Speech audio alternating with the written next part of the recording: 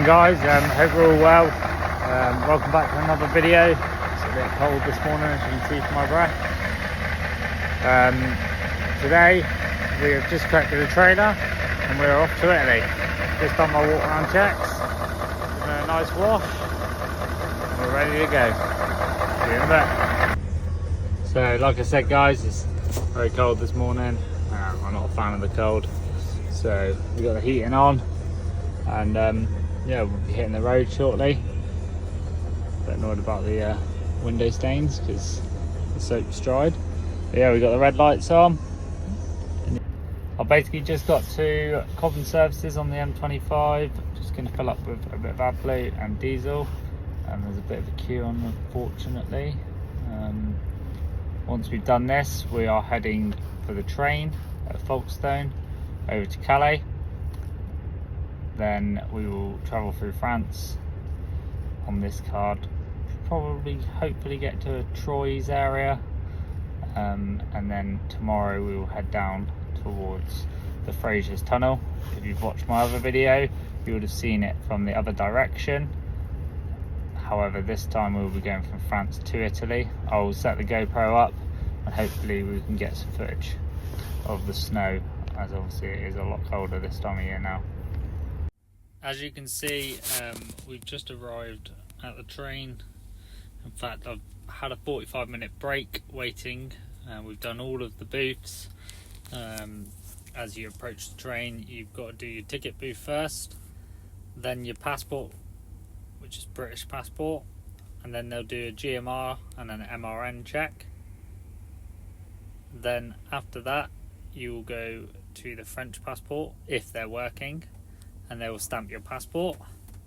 And once you've done that, you'll go to the lanes, so the guy will tell you what lane to go in, which is where I've just been.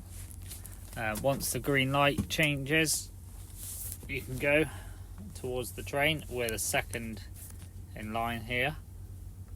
The guy in front is just a little bit ahead because I was just setting up the camera.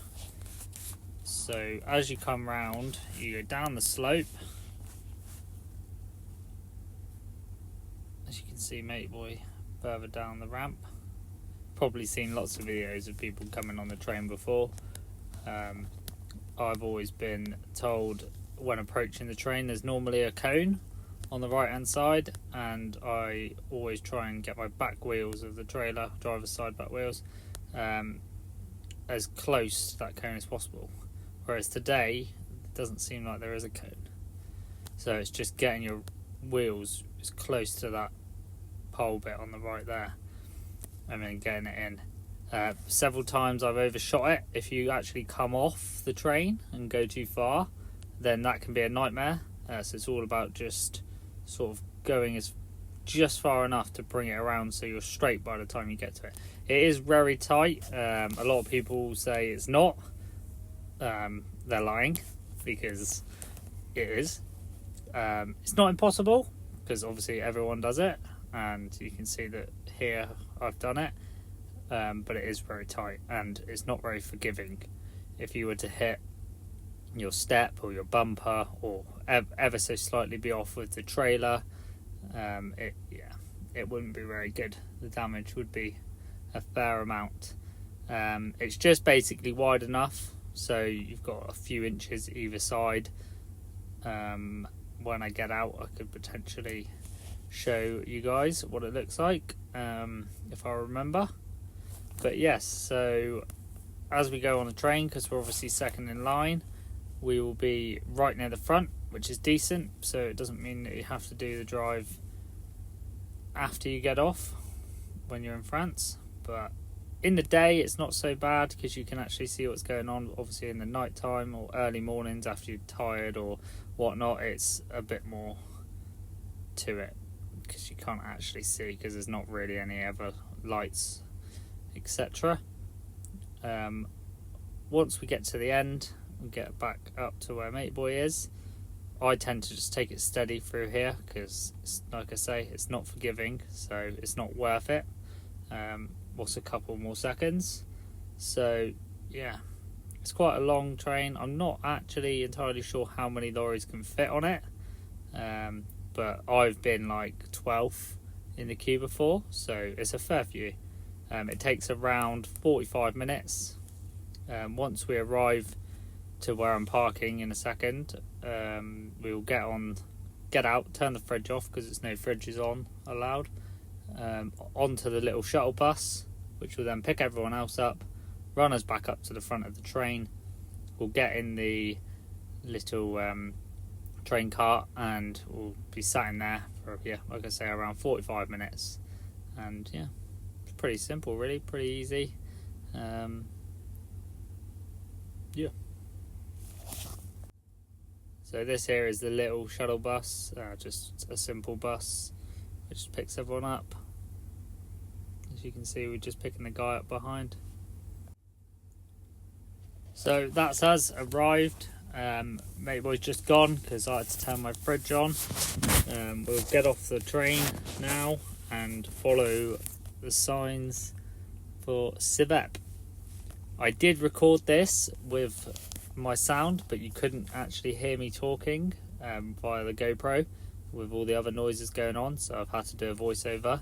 So what I'll do is I'll talk for a little bit and then I'll chuck in a bit of sound, bit of music in the middle, because it's not a quick process, but it's pretty simple. Go up the ramp, come off around, and then follow the line for Civep, the orange line.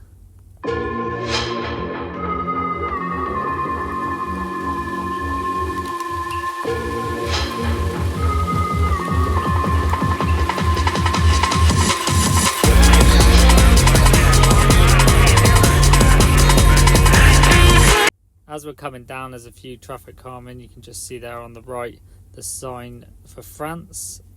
That's the official point to say that you're in France.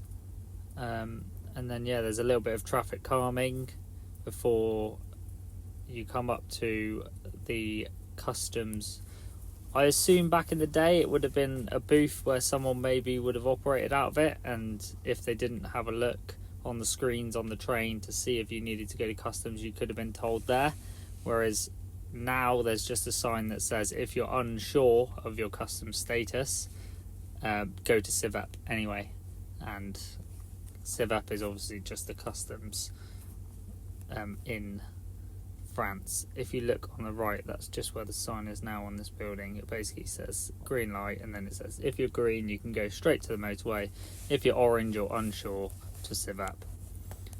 As you approach the roundabout, you can see on the right hand side there's an orange line and a green line. So if you're clear to go and you don't have any customs to do, you can shoot off to the left, and if you're orange because you need to do customs, shoot off to the right. And there we go. We'll follow this line until we park up, and then we will make a phone call and wait for customs.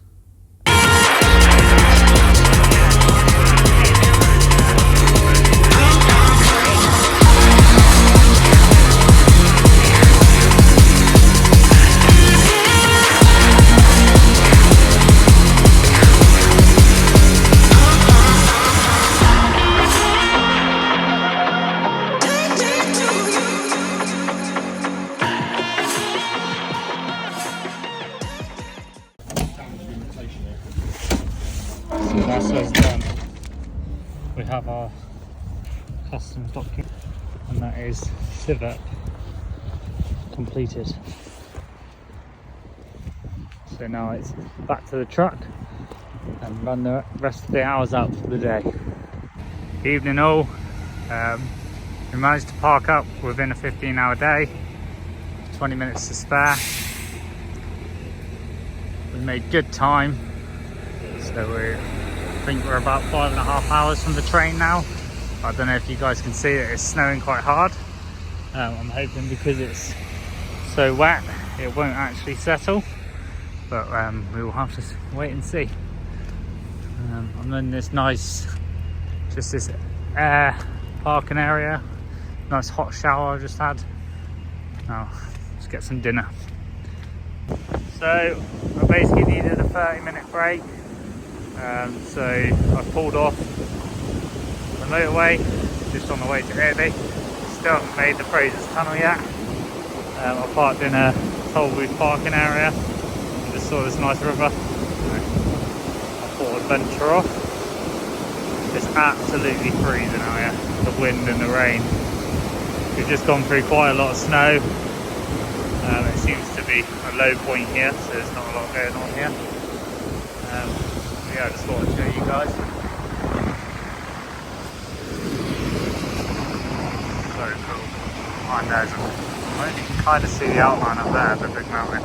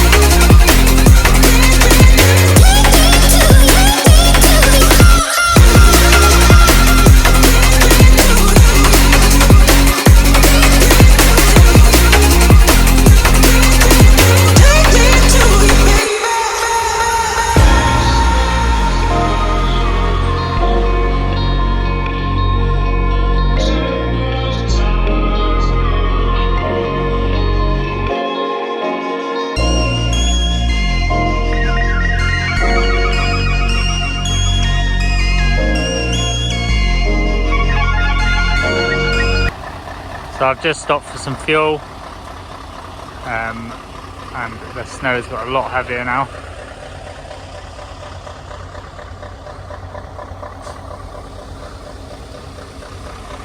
I've never actually driven in the snow or been through the Alps when it's been snowing, so this will be my first time. So this will be quite fun. There's a fair bit, to be fair, on this curve.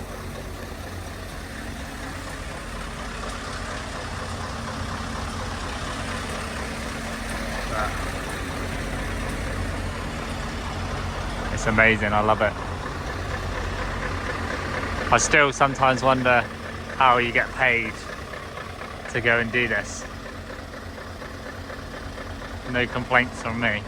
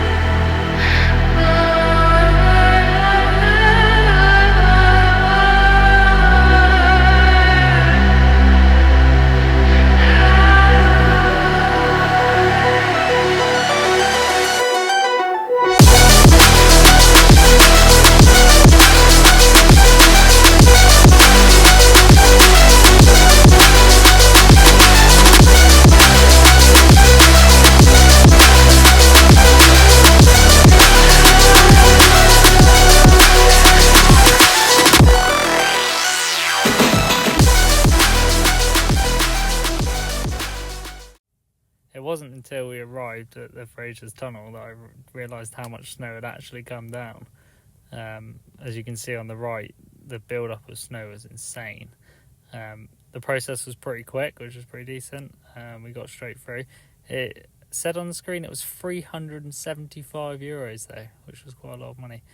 When we got in the tunnel, it just kept steaming up and I couldn't get the wipers. It was like outside. We went from -2 up to 12 degrees, and then just before we come out the other end it was 20 degrees. in there. And then as soon as you got out onto Italy, it was lovely. Like the snow dropped, and there was a little bit to start with, but yeah, it got much nicer and the temperature raised, and it was about 12 degrees by the end of it.